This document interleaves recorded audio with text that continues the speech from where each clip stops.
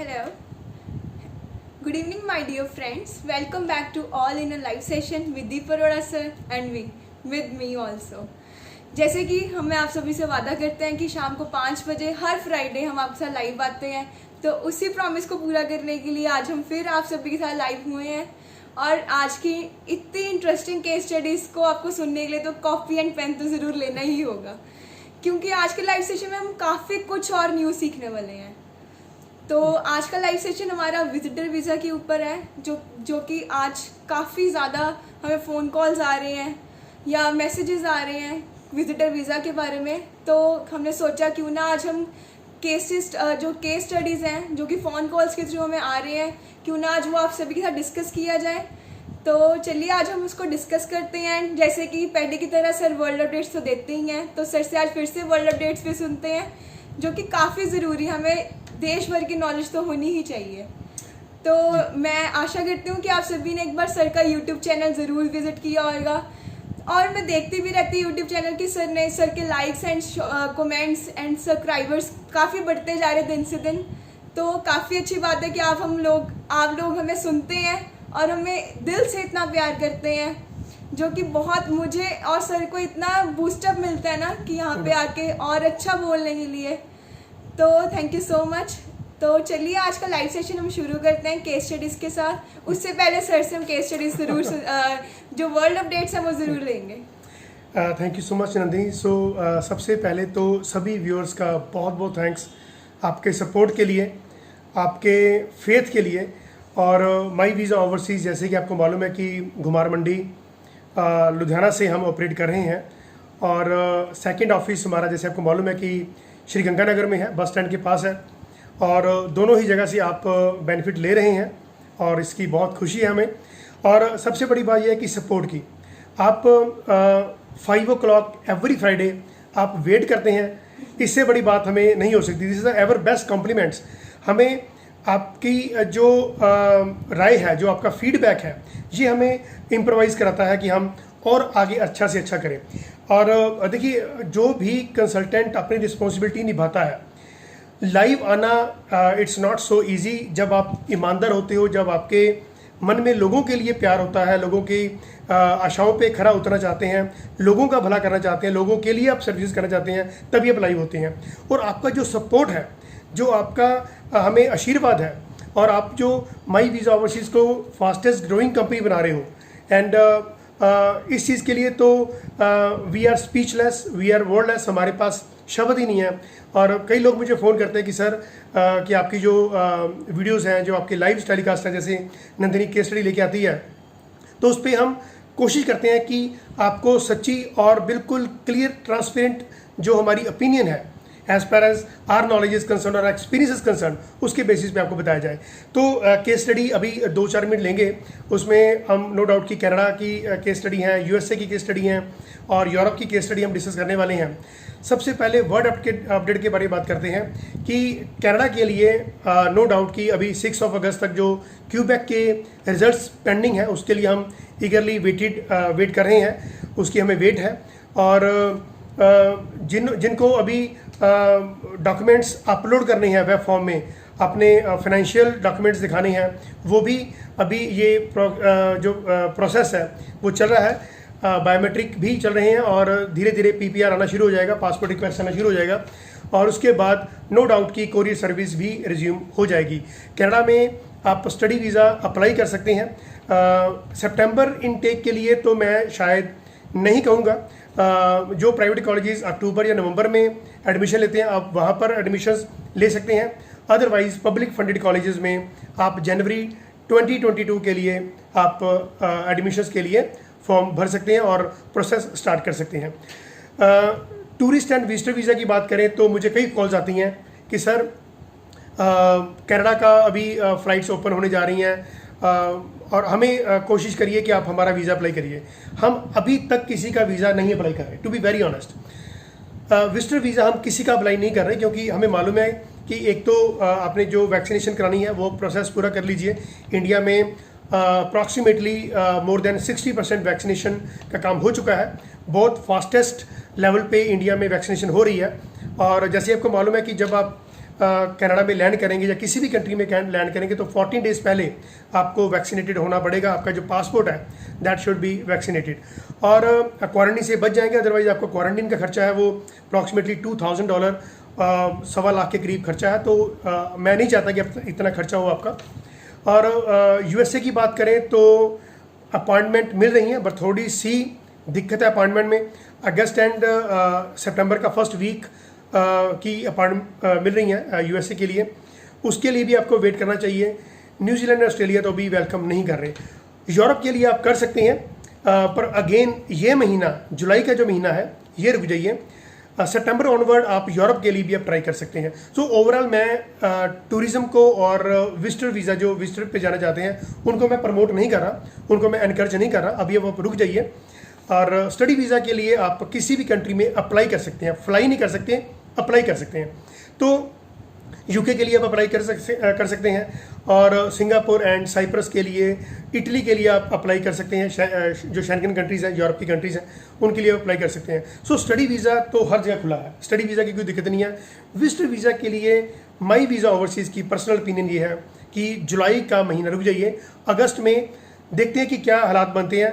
पर मैं अपनी तरफ से 1 या 1.5 या 2 महीने रुकने के लिए कहता हूँ। सितंबर से ये काम सारा शुरू हो जाएगा, तो हम तब उनके जो वीज़ाज़ हैं वो अप्लाई करेंगे। सो ये था अपडेट्स, एंड आप नो डाउट की वेट करते हैं नंदिनी की जो केस स्टडी होती हैं। तो आई रिक्वेस्ट नंदिनी की जो उनके पास केस स्टडी हैं वो डिस्कस कर दें, ताकि ये केस स्टडी आपके साथ कोरिलेट कर जाए और you will be benefited somewhere. जी यस सर। तो सर मेरी फर्स्ट केस स्टडी आज ये है कि सर एक गर्ल है, 20 ईयर्स के हैं वो। सर वो कनाडा विजिटर वीज़ा पे जाना चाहते हैं।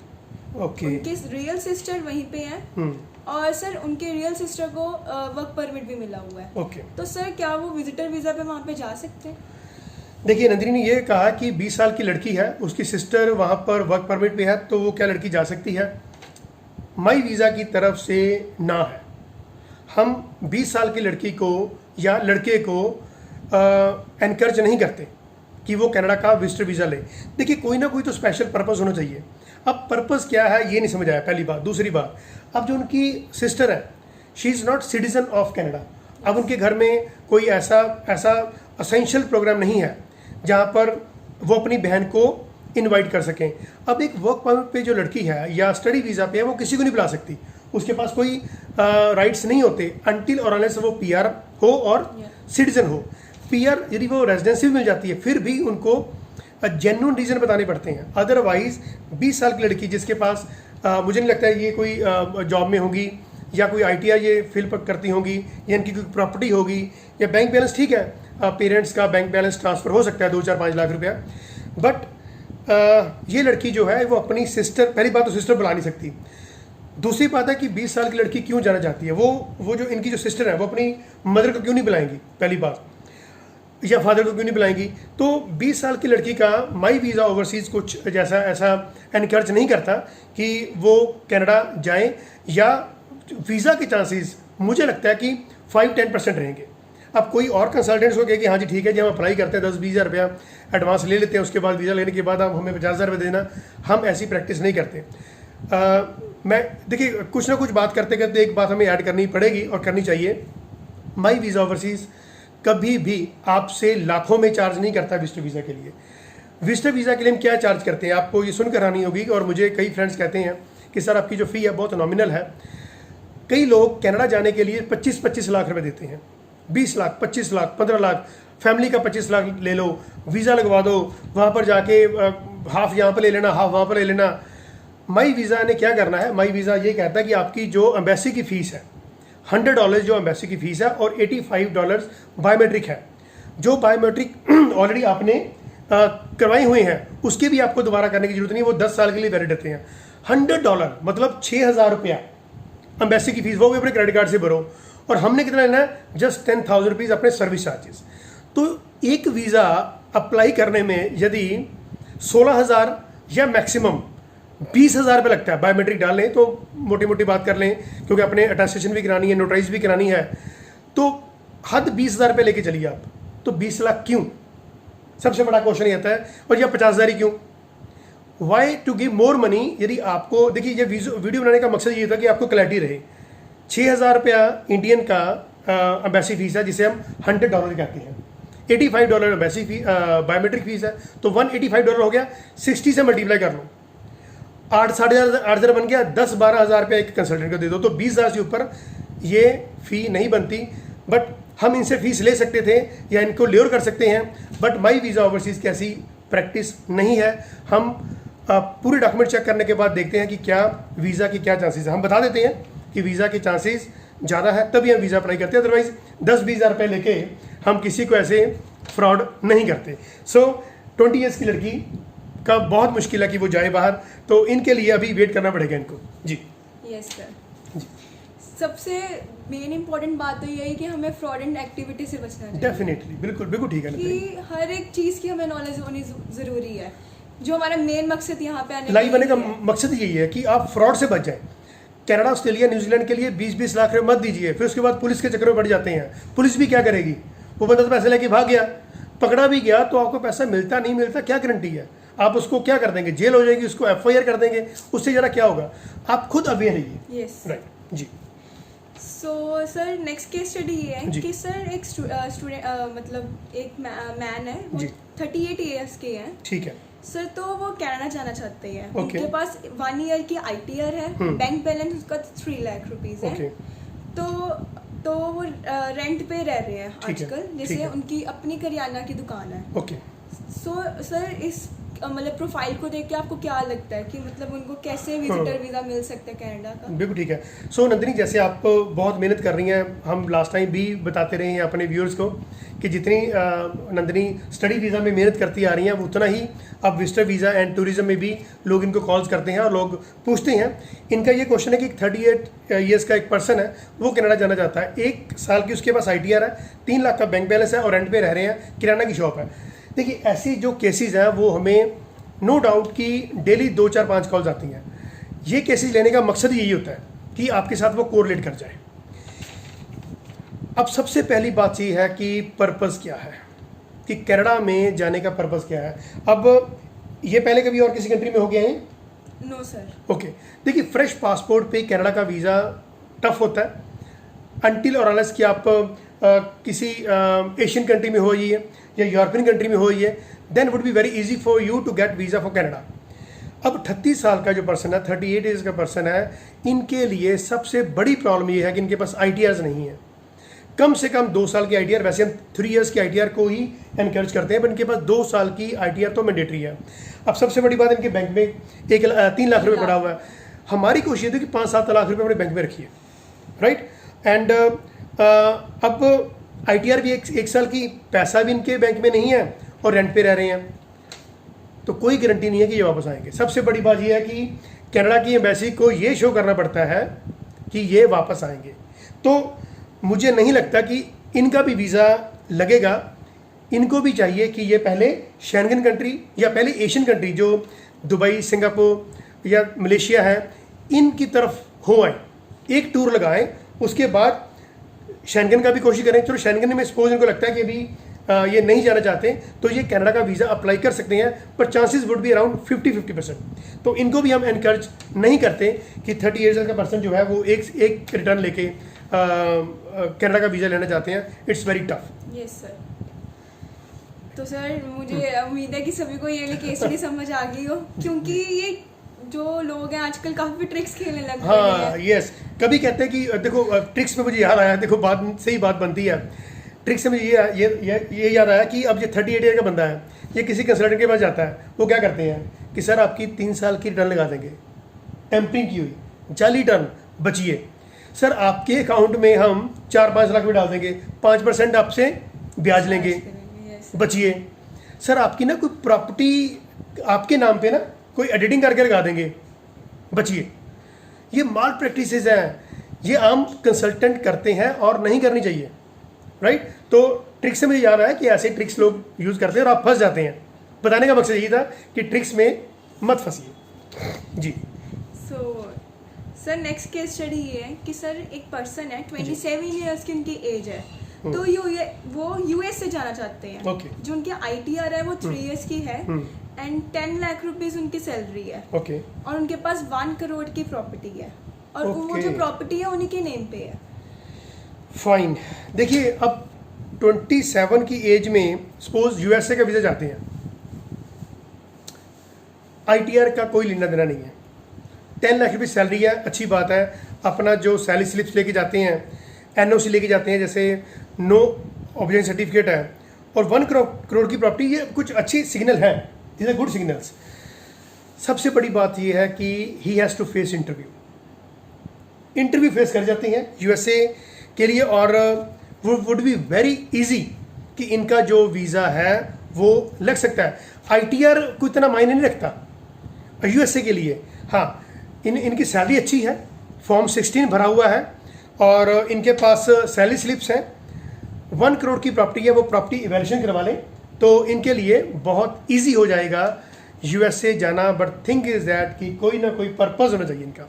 If he is having the purpose तो he is eligible to go to US. तो इंटरव्यू से इनको फेस करना पड़ेगा जी। तो सर इसका मतलब इनको इंटरव्यू देनी पड़ेगी। इंटरव्यू यस, देखिए यूएसए में इंटरव्यू मस्ट है जी, तो ही हैज़ टू फेस इंटरव्यू जी। Okay sir, thank you so much sir जी कि आपने यूएसए के बारे में बताया, क्योंकि यूएसए के बारे में कोई कम ही बताते हैं। वो कहते हैं कि मतलब इसी के थ्रू ही आपकी फाइल लग जाएगी। बिल्कुल, यूएसए में इंटरव्यू के बारे में बताता नहीं है। यूएसए में सबसे मेन जो लोग गुमराह करते हैं वो ये कहते हैं कि हमारी सेटिंग है जी यूएसए में, आप तो बस यूएसए में आप DS-760 अप्लाई कर दो और आपका वीज़ा लग जाएगा। इंटरव्यू के बारे में बताती नहीं है। 20-50 हज़ार रुपये, 1-2 लाख रुपये लिया और निकल लिए। तो कंसल्टेंट ऐसे कंसल्टेंट से बचिए जो आपको गुमराह करते हैं और यूएसए के लिए कहते हैं कि हमारी सेटिंग है और आपका वीज़ा लग जाएगा। ऐसा नहीं होने वाला कभी भी जी। तो सर नेक्स्ट केस स्टडी मेरे पास ये आज आई है, जो कि फोन कॉल्स के थ्रू आई है। सर एक पर्सन की एज 41 एज है। ओके। तो वो यूरोप जाना चाहते हैं। ओके। उनकी कोई ट्रैवल हिस्ट्री नहीं है, फ्रेश पासपोर्ट है और वो जो कंपनी में सुपरवाइजर है, जिनकी सैलरी है वो 16,000 के अराउंड है और उनके अकाउंट में, बैंक अकाउंट में 1 लाख रुपीस है। ठीक है, देखिए फिर वही बात आती है जैसे कनाडा का मैंने डिस्कस किया। अब इनकी एज 41 है और यूरोप जाना चाहते हैं। अब फ्रेश पासपोर्ट का मतलब है ये एशियन कंट्री तक नहीं हो गया है, और अब जो एशियन कंट्री नहीं हो गया था उनके लिए शेंगन का वीज़ा लेना बहुत मुश्किल है। एक बात ध्यान सुनिए आप कि कनाडा का वीज़ा लेना हो सकता है आसान हो, बट यूरोप का वीज़ा लेना बहुत मुश्किल है। It's very very important to listen very carefully, क्योंकि 26 कंट्रीज़ का वीज़ा मिलता है आपको, कैन यू इमेजिन। और शेंगन एरियाज हैं तो आप बॉर्डर लेस जो कंट्रीज़ हैं, एक मिल गया आपको वीज़ा और आपको 26 कंट्रीज़ का वीज़ा मिल जाना है। तो थोड़ा सा इसको इम्पोर्टेंस दीजिए। अब 16,000 रुपये उनकी मंथली सैलरी है, तो साल का अब मान के चलिए कि 1,80,000 रुपये कमा रहे हैं। Yes sir. अब जो 1,80,000 कमाते हैं थोड़ा मुश्किल हो जाता है, ट्रिकी है, चांसेस अगेन कम है अनटिल और अनलेस कि ये एशियन कंट्री घूम के आ जाएं। तो मुझे लगता है कि विद इन चांसेस जो उनके हैं वो बढ़ सकते हैं। देखिए हमारे पास नॉलेज देने के अलावा कुछ नहीं है। हम यहाँ पर दोनों, नंदिनी और मैं, आपको सिर्फ यही बता सकते हैं कि आप कैसे बच सकते हैं। अब कोई कंसल्टेंट है, वो 41 ईयर्स का कोई पर्सन है यूरोप में, वो ईजिली इनका जो केस है वो ले लेगा कि सर कोई बात नहीं, टोटल लेंगे 50,000 रुपया, 20,000 रुपये पहले और 30,000 रुपये बाद में, ऐसे ही चलता है। बट अब वीज़ा ना लगा तो देखिए, वीज़ा लगने की गारंटी नहीं ले सकता, बट कम से कम एटलीस्ट हमें मालूम तो होना कि प्रोफाइल कहती क्या है। अब एक स्टूडेंट है, मान लीजिए मैं एग्जांपल देता हूँ, मान लो एक स्टूडेंट कोई 6th क्लास में एडमिशन लेने गया। अब 6th क्लास में एडमिशन के लिए एटलीस्ट 5th तो पास हो। अब एक प्रिंसिपल ये देखे ही ना, अब 3rd स्टैंडर्ड में स्टूडेंट था, अब उसको 6th क्लास में कैसे ले सकते हैं। ऐसे ही हम प्रोफाइल को स्क्रूटनी करते हैं, उसका एनालिसिस करते हैं कि वेदर कि आप आपके बाहर जाने की, आपके ओवरसीज़ ट्रैवलिंग करने के चांसेस कितने हैं। चाहे वो स्टडी वीज़ा हो तो स्टडी वीज़ा पे हम एकेडमिक्स देखते हैं, स्टडी वीज़ा में हम उनके जो परसेंटेज मार्क्स हैं, आइल्स बैंड स्कोरिंग है जिस कंट्री में ज़रूरत है वो देखते हैं, बैकलॉग्स देखते हैं, LOR देखते हैं, उनका सर्टिफिकेट ऑफ माइग्रेशन देखते हैं। तो there are so many things कि हम देख लेते हैं कि यदि 50% से मार्क्स कम है तो हम कनाडा, ऑस्ट्रेलिया, न्यूजीलैंड के लिए अप्लाई नहीं करते। अदरवाइज कोई कंसल्टेंट कहती है हम 40% पे वीज़ा लगवा देंगे, तो ये बहुत बड़ी बात होती है। अब वीज़ा लग जाए तो वो उस चीज़ को प्रमोट कर लेते हैं, अदरवाइज जेन्युइन प्रैक्टिस में ऐसा नहीं होता। अब जिसके इंडिया में 40% मार्क्स आ रहे हैं, कनाडा में अब कौन सी यूनिवर्सिटी कौन सा कॉलेज उसको एडमिशन देगा ये तो आप मुझसे ज़्यादा बेहतर जानते हैं। बट कोशिश ये करिए कि +2 में मेहनत करिए, मार्क्स आपके 60% से कम ना हो।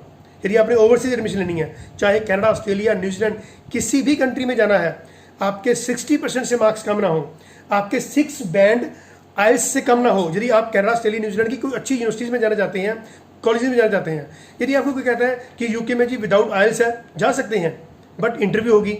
फिर कोई कहता है जी ठीक है जी 5 बैंड भी आ गए तब भी भेज देंगे। 5 बैंड का मतलब ये है कि उनकी इंग्लिश इतनी अच्छी प्रोफिशिएंट नहीं है, वहाँ पर जाने। देखिए अंग्रेज़ी तो आनी चाहिए। देखिए आइल्स और अंग्रेज़ी में क्या फ़र्क है, हमने आइल्स में 6 बैंड ले लिए, बट अंग्रेज़ी में सर थोड़ी सी दिक्कत है, तो इसका क्या मतलब बना? तो इसका मतलब आपको अंग्रेज़ी आनी चाहिए। इंग्लिश में you should be well versed and well fluent. आपको जब तक आप अच्छी इंग्लिश नहीं बोल पाएंगे आप बाहर नहीं जा सकते। वहाँ पर भी आपको बहुत दिक्कतों का सामना करना पड़ता है। कहीं किसी मॉल पे जाना, अपने मॉल पे जाना कि आपने टैक्सी लेनी है, ट्रैवलिंग करनी है, वहाँ पर without English how can you feel कि your survival would be possible? ये पॉसिबल ही नहीं होता। तो किसी भी कंट्री में जाने के लिए आपको आइल्स बैंड या 60% मार्क्स होने चाहिए। जैसे मैंने कहा कि मैं स्टडी वीज़ा को हम पूरी स्क्रूटनी करके हम फाइल लेते हैं, ऐसे हम विजिटर वीज़ा की लेते हैं। हमारे यहाँ पर होलसेल पे काम नहीं होता कि जो आए बस हमारे पास आ जाए। हमने 10 में से 9 फाइल्स नहीं लेनी। क्यों नहीं लेनी? आपके बेनिफिट के लिए, आपके फ़ायदे के लिए। हम पर फाइल का 10-10 हज़ार रुपये लेते रहे तो हमें तो डेली का 50-60 हज़ार रुपये स्टेनर बन रहा है। हम वो भी नहीं लेते, हम वो भी छोड़ देते हैं कि नहीं आपका नुकसान ना हो कहीं पर भी। यदि हम ऐसा सोचते हैं तो आपको भी सोचना चाहिए कि किसी कंसल्टेंट के पास जाने से पहले कम से कम उस कंसल्टेंट के बारे में मालूम हो, उसकी नॉलेज के बारे में हो, उसकी रेपुटेशन के बारे में मालूम हो, उसकी लाइसेंसिंग के बारे में नॉलेज हो, एंड उसने कितने वीज़ा लगवाए हैं, उस कंट्री की नॉलेज है कि नहीं है। तो ये तो आपको एटलीस्ट मालूम होना चाहिए। अदरवाइज आप 20-50 हज़ार रुपये दे के, लाख रुपये दे के फंस जाते हैं, फिर पुलिस को फ़ोन करते हैं। अब पुलिस क्या करेगी? देखिए पुलिस FIR करने के अलावा कुछ नहीं कर सकती, उस बंदे के खिलाफ वारंट निकालने के अलावा कुछ नहीं कर सकती। पर आपका जो पैसा ब्याज पे लिया हुआ है, इंटरेस्ट पे लिया हुआ है, उसका कौन रिस्पॉन्सिबल है? वो पुलिस ने नहीं देना आपको पैसा। वो आपकी समझदारी है कि यदि आप ये 15-20 मिनट, आधे घंटे का लाइव देखते हैं, यदि आपको कुछ सीखने को मिल जाए। देखिए फ्रॉम द लास्ट 7 मंथ्स हम लाइव हो रहे हैं। नंदिनी भी तकरीबन 3-3.5 महीने से लाइव हो रही हैं और आपको स्टडी वीज़ा के बारे में बताती आ रही हैं कि जो उनके पास केस स्टडी आती हैं। विजिटर वीज़ा की भी ये हमारी सेकंड केस स्टडी है। तो क्यों ना हम बच जाएं। विजिटर वीज़ा में किसी भी कंट्री का 20-25 हज़ार से ऊपर खर्चा नहीं आता। और जेन्युइनली आप क्यों 5-5, 20-20 लाख, 25-25 लाख रुपये दे के जा रहे हैं? मुझे मैं आपको छोटी सी प्रैक्टिकल बात बताना चाहता हूँ कि अब ये पता नहीं ये बात लाइव बताने वाली है कि नहीं है, पर फिर भी मैं 1-2 मिनट यहाँ पर लगाना चाहूँगा। लुधियाना में यहाँ पर ललतों विलेज है, वहाँ पर मुझे कुछ लोग जानते हैं। उनमें से एक पर्सन ने मुझे ये कहा कि सर मुझे आप कनाडा का वीज़ा दिलवा दीजिए, हम आपको 25 लाख रुपये तक देने को तैयार हैं। अब मुझे जस्ट ए मिनट, कोई कॉल आ रही थी, मुझे डिस्कनेक्ट करनी पड़ेगी। तो कहने का मतलब ये है कि अब मैं वहाँ उस विलेज में गया और मुझे वो बंदा कह रहा है कि मैं आपको 25 लाख रुपये देने को तैयार हूँ, क्या मुझे कनाडा का वीज़ा लगवा दो। अब मुझे ये मालूम पड़ गया कि उसकी 10 एकड़ की ज़मीन है, जिसे पंजाबी में किले कहते हैं।